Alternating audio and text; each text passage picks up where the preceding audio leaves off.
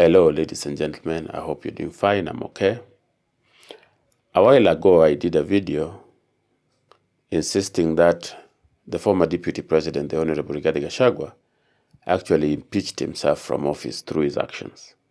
He did things that were strategically meant to see him out of office. And when that happened, he also acted shocked and played the victim.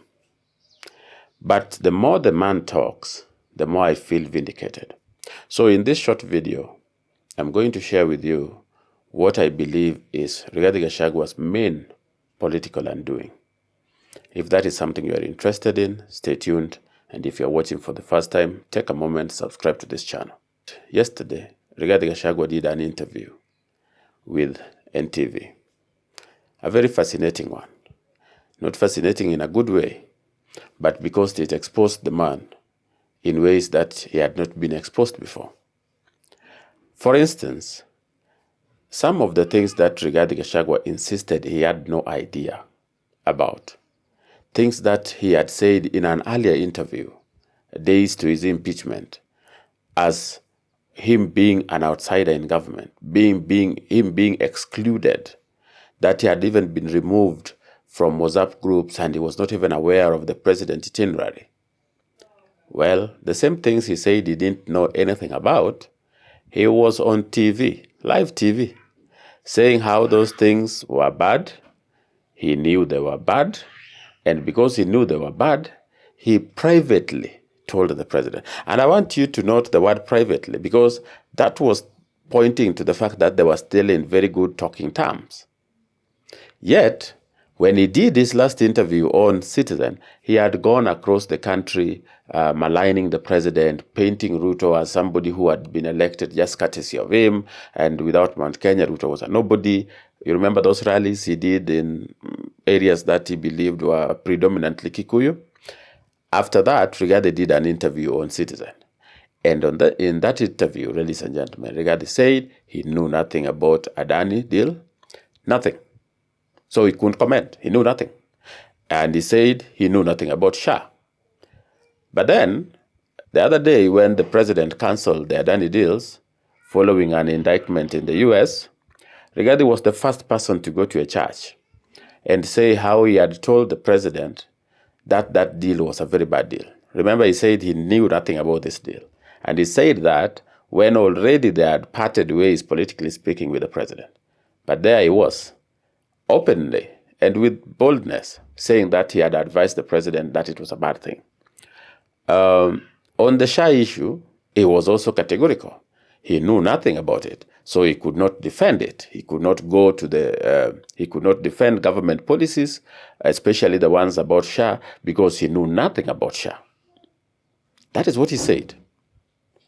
Of course, that was not true, because Shah is established by an act of parliament, and all this had to go through cabinets. And Rigathi Gachagua, for those who didn't know, was the one that was chairing all cabinet subcommittees, including those committees on health. He is the one who chaired those things. So he knew about Shah. He knew everything about Shah. He also knew about affordable housing, everything about it. In fact, there are clips of Rigathi Gachagua praising affordable housing and telling people not to oppose it in any way. But now that it doesn't favor him, and this brings us to what I believe is Rigathi's main political undoing. He is coming up with a narrative. And is lying without shame. Rigathi Gachagua, if you asked me, his main political undoing is backward populism. Rigathi Gachagua has no shame changing his statements as long as he is persuaded it aligns with the people. The problem with this is that then, when you call yourself a truthful man and people see those inconsistencies, they will add up. Rigathi Gachagua painted himself as a truthful man, as somebody who is being hated for being open and sharing his mind no matter what, and being blunt. And for that reason, a number of people liked him. They were like, this is what Kenya has been missing. Kenya has been missing someone who speaks truth to the power, who speaks truth even when he's alone.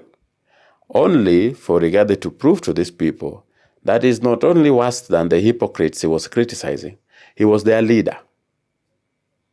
Okay? Today, he knows nothing about affordable housing. It is the worst thing. Kenyans don't like it.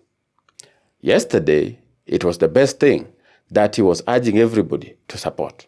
And he wants you to believe that his new statement is the official statement because he wants you to forget what he had said before. Do you know why things became very difficult for Raila Odinga after Ruto won the election?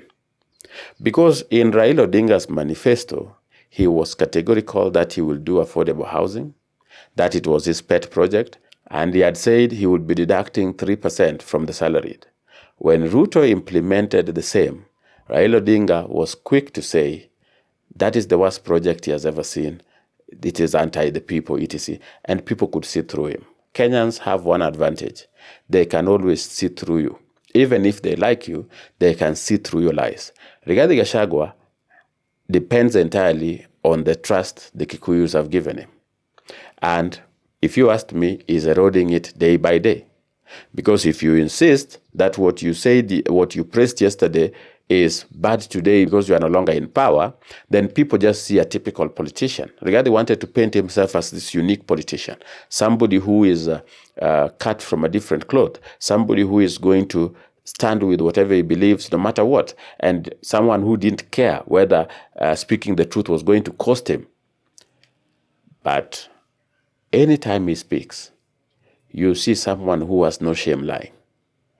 To make matters worse, he is proudly calling those lies the truth. It is like you don't believe that your audience have a brain, that you can tell them this is red when it is blue, and you expect them to say, by the way, it is red. No.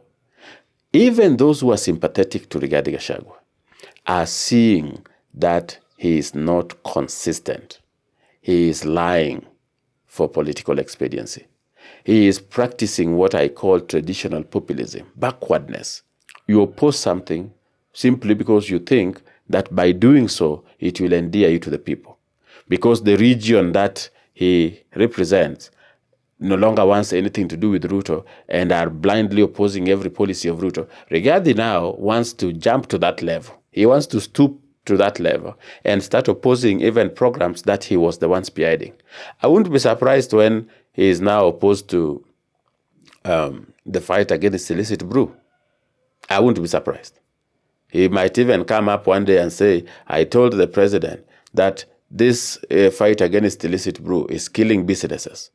I wouldn't be surprised because the man has shown that given an opportunity, he lies without shame. And that, ladies and gentlemen, in my opinion, is his political undoing. Considering that this man is out of power, he has been impeached, he cannot vie. The only thing that would give him semblance of relevance is if he was unique. And how he painted himself to be unique was that he is one guy who will never lie. And now people are seeing him lying from morning to evening when it fits him. And that, ladies and gentlemen, is his political weakness, is his main undoing. And it will cost him because it doesn't matter how emotional the mountain is today. Once they see that the man they trusted to be the truthful one is just a usual liar, some of them, not all, a majority are emotional, they won't care. But some of them, and a considerable number, would be like, no, this is not the person we wanted. This is not the person we thought he is. And once people doubt you politically, ladies and gentlemen, your downfall is near. Because once people start doubting you, especially a base that you are depending on, start doubting you, start believing that you are not supposed to be trusted, your days are numbered, politically speaking. I hope you found this video useful. Otherwise, thank you for taking your time to watch. Drop a like, share this video with your friends, and if you have not subscribed, please do so. Let's meet in the next video.